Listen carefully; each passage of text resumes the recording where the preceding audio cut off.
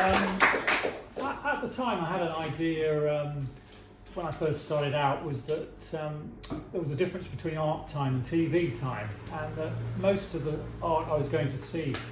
I mean, there is a strange thing that people feel if a piece is 25 minutes, it's somehow more meaningful than if it was 15 or 10. So there is a lot of trouble in experimental films about time. And I, as a sort of young guy, was thinking, there's so much of the stuff is really boring. So that I evolved this idea that I wasn't going to edit in art time, that I was going to use TV time. So, I mean, it's all a long time ago, but at the time, these things didn't look like anything else going on, and they certainly quicker than other things. So I think time, I was part of a generation, if you like, who picked up the beat. And certainly if you look at MTV and children's shows and what became youth television, certainly cutting, I used to find, I was doing 12 frame edits, which are, you can deal with, but some pop videos now have 3 and 4 frames, which are really, I'm getting old, they're intolerable really, really very, very, very low numbers of frames are an irritant rather than an enjoyment. You can't actually see, you don't see it long enough to really register the thing, its shapes. But, and also I also think you can take any old rubbish and cut it to hell, and just because of the rhythm and the change, it seems interesting, but it's not as interesting as, to someone who really knows what they're doing, it's a fake kind of interest, a bit like putting a wah-wah pedal on a guitar or something. It's not really doing too much, even though I love wah-wah pedals. But so I also wanted to say that that kind of thing pushed me in a different direction, because then the art world didn't really see it as art, and I once got a lovely letter from the Tate. Susan Hiller, who was a tutor of mine, said that I really ought to send some videos into the Tate because they were purchasing them. And I thought, oh great, so I sent a few copies in and I got this letter. Fortunately, I put it in a bin, but I should have kept it, which said, we don't want any of your videos, and secondly, we don't even think they're art. Because obviously with the music, I was using music, because again, music was a non-art thing. In my show at the Slate, I deliberately used a big disco system with huge speakers because I knew it would irritate my teachers. But the idea was to try and, in a way I was right, because so many things now we accept as art are coming close to popular culture. So I was one of the first people who were in a way moving more towards popular culture, and that's why I got picked up by things like record companies, and people would put them on in clubs, and it seemed to work for a while. So there was a nice point where, in a way, my interest in non-art people, if you like, actually worked out, because I became quite well known. But the problem was, if you went back to the art world, then they were, things have moved on now, that I'd be treated completely differently now. Everything's totally changed. But I was just trying to give you a sense of, at the time, that some of this work was quite sort of surprising, and it was a big shock. May I just ask, you say you were editing in TV time, but there's also a key musical element, and this to me anticipates, the work of British bands like Colourbox and so on, the kind of cut out musical aesthetic. Can you say a little bit about music and the use of sound and spoken word?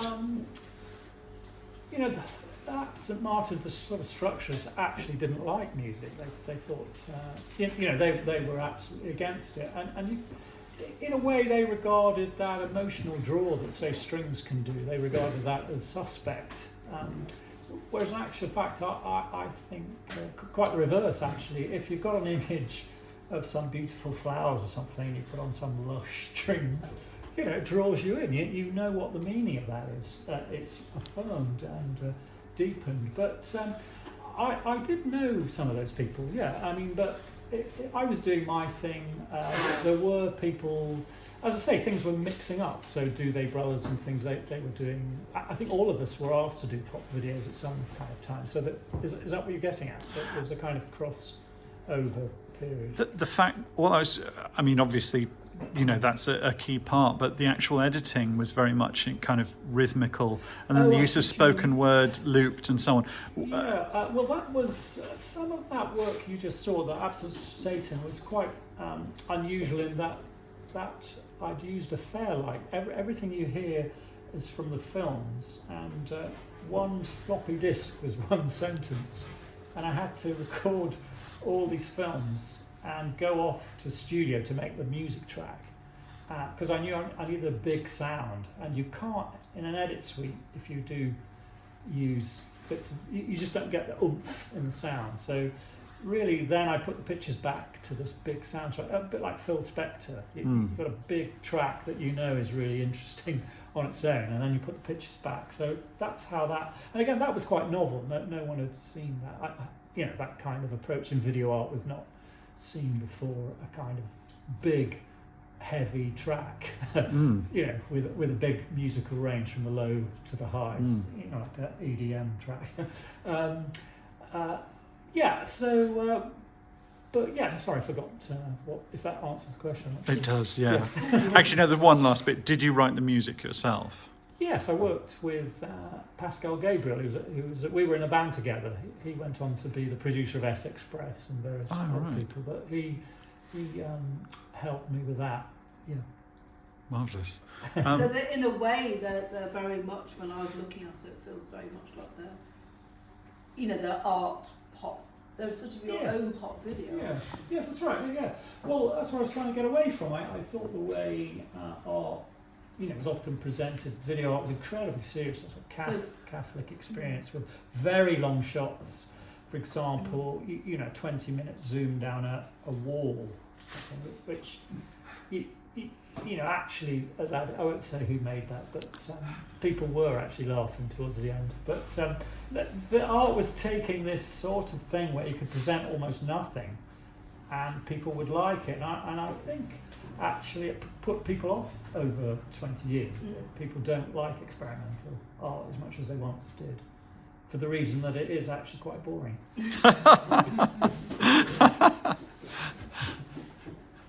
Sorry, that's really funny. Do you want to tell us a bit about the next piece? Is it Do Down? I'm not sure, actually. Shall I let it run and we'll find out? Yeah, I think it is. Okay. Do you want to say a little bit about it? This is a different world altogether. This is more of a political piece, and it was a response to Iraq and mines. I did some. I got working with some people interested. I met some people who'd been blown up by mines, and I got kind of quite into it. And I was interested in making. I got a bit tired of seeing documentaries of refugees and a whole way in which war is presented, and it's a kind of Farocki film in that. But I took it with my own way. I wanted, in the end, to produce something that was quite idiosyncratic, but that actually gave you a feeling of war from a poetic point of view, that rather than the tired job of watching the news or endless documentaries at people getting out of boats or failing or being in sinking boats in the middle of the Mediterranean and things like that, I was trying to get the idea of using quite interesting animation, but trying to unfold that world, but in a poetic way, and having a sort of central character who is a mime. But you'll see how it works. But I think it comes off in the end. But we'll see. It's up to you. Okay.